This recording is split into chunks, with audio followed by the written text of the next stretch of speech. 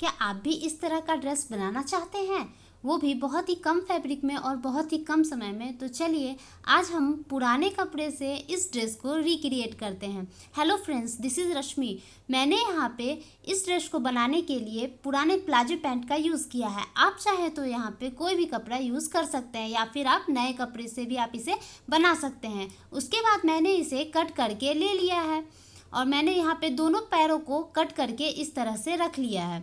अब हम यहाँ पे दोनों कपड़ों को एक के ऊपर एक इस तरह से रखेंगे और ऊपर की मार्किंग करेंगे। ऊपर की मार्किंग मैंने यहाँ पे 7 इंचेस पे की है और इसकी लेंथ मैंने यहाँ पे 22 इंचेस पे की है।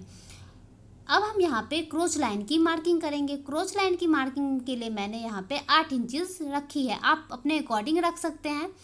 और यहाँ पे क्रोच लाइन की विड्थ जो है वो मैंने 2 इंचेस रखी है और इस तरह से हम यहाँ पे एक लाइन ड्रॉ कर लेंगे और ऊपर की तरफ क्रोच लाइन की भी लाइन ड्रॉ कर लेंगे। उसके बाद यहाँ पे हम क्रोच की मार्किंग करेंगे। इस तरह से हमें राउंड में मार्किंग करनी है, हमें ज़्यादा डीप नहीं करना है और उसके बाद हम इसकी कटिंग कर लेंगे। इसके बाद अब हम यहाँ पे बॉटम की मार्किंग करेंगे। बॉटम की मार्किंग मैंने यहाँ पे 10.5 इंचेस पे की है। इसके बाद हम इसे इस तरीके से फैला लेंगे। अब हम यहाँ पे दोनों पार्टों को एक के ऊपर एक इस तरीके से रखेंगे और कमर के लिए मैंने यहाँ पे 2 इंचेस एक्स्ट्रा लिया था, उसमें हमें इस तरीके से फोल्ड कर लेना है और दोनों क्रोच लाइन को हमें इस तरीके से स्टिच कर लेना है, जैसे कि मैं वीडियो में बता रही हूँ। उसके बाद यहाँ पे हमें नीचे की तरफ फोल्ड करके बॉटम में भी हमें स्टिच लगा लेनी है। जब तक मैं यहाँ पे स्टिच लगा रही हूँ तब तक आप इस चैनल को सब्सक्राइब करना बिल्कुल ना भूलें और अपने दोस्तों के साथ ज़रूर शेयर करें। और इस तरह से हम स्टिचिंग पूरी कर लेंगे। यहाँ पे मैंने कमर में भी स्टिचिंग लगा ली है और दोनों क्रोच लाइन को भी मैंने अटैच कर लिया है। अब हम यहाँ पे इस तरीके से कपड़े को फैलाएंगे और दोनों पार्ट को अलग अलग करते हुए हमें इस तरीके से रखना है और दोनों क्रोच लाइन को हमें साथ में मिलाना है।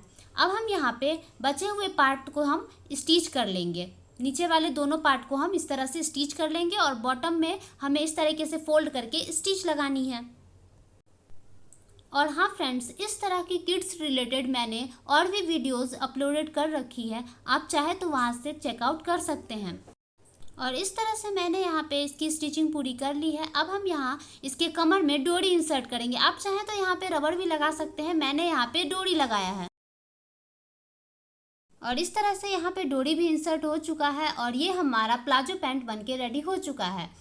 अब हम यहाँ पे टॉप पार्ट की कटिंग करेंगे। टॉप पार्ट की कटिंग करने के लिए मैंने अपर वाले पार्ट को कट करके ले लिया है। इसे मैंने 2 फोल्ड में इस तरीके से रखा है। इसके बाद हमें इसे एक बार और इस तरह से फोल्ड करना है। अब हमारा कपड़ा ये 4 फोल्ड में हो चुका है। इसके बाद हम इसे इस तरीके से रखेंगे और नीचे से हम इसे एक बराबर में कर लेंगे। इस तरह से लाइन ड्रॉ करके हमें पहले कपड़े को सीधा कर लेना है और इसे कट करके अलग कर लेना है। अब हम यहाँ पे इसके लेंथ की मार्किंग करेंगे। लेंथ की मार्किंग मैंने यहाँ पे 11 इंचेस पे की है। इसके बाद हम इसके आर्म होल की मार्किंग, आर्म होल मैंने यहाँ पे 2.5 इंचेस की इसकी लेंथ रखी है और विड्थ भी मैंने यहाँ पे इसकी 2.5 इंचेस रखी है। और इस तरह से हम यहाँ पे इसकी मार्किंग कर लेंगे। मार्किंग करने के बाद हम यहाँ पे सभी लाइन को आपस में मिला के एक बॉक्स बना लेंगे और इस तरह से बॉक्स बनाने के बाद हम यहाँ पे आर्म होल का शेप बनाएंगे। और इस तरह से हम पहले आर्म होल का शेप ड्रॉ कर लेंगे और उसके बाद इसकी हम कटिंग कर लेंगे। कटिंग करने के बाद हम कपड़े को इस तरीके से फैलाएंगे। फैलाने के बाद हम यहाँ पे जॉइंट वाले पार्ट की कटिंग कर लेंगे।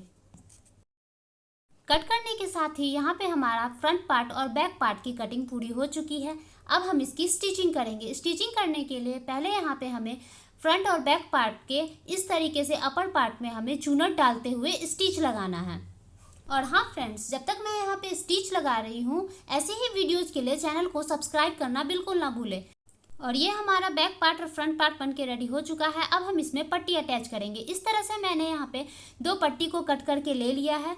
उसके बाद हम यहाँ पे इसे इस तरीके से कपड़े के ऊपर इस तरीके से अंदर की तरफ से रखेंगे। उसके ऊपर मैंने यहाँ पे 2 इंचेस की पट्टी और कट करके ले ली है और यहाँ पे फिनिशिंग के लिए हम इसे इस तरीके से रखेंगे और यहाँ पे हम इसे स्टिच कर लेंगे। इसके बाद हम यहाँ पे आर्म होल की फिनिशिंग भी करेंगे। पहले हम यहाँ पे पट्टी की स्टिचिंग कर लेते हैं और मैंने यहाँ पे दोनों पट्टी को स्टिच कर लिया है। अब हम यहाँ पे 2 इंचेस वाले कपड़े को इस तरीके से रखेंगे और यहाँ पे हम इसे स्टिच कर लेंगे।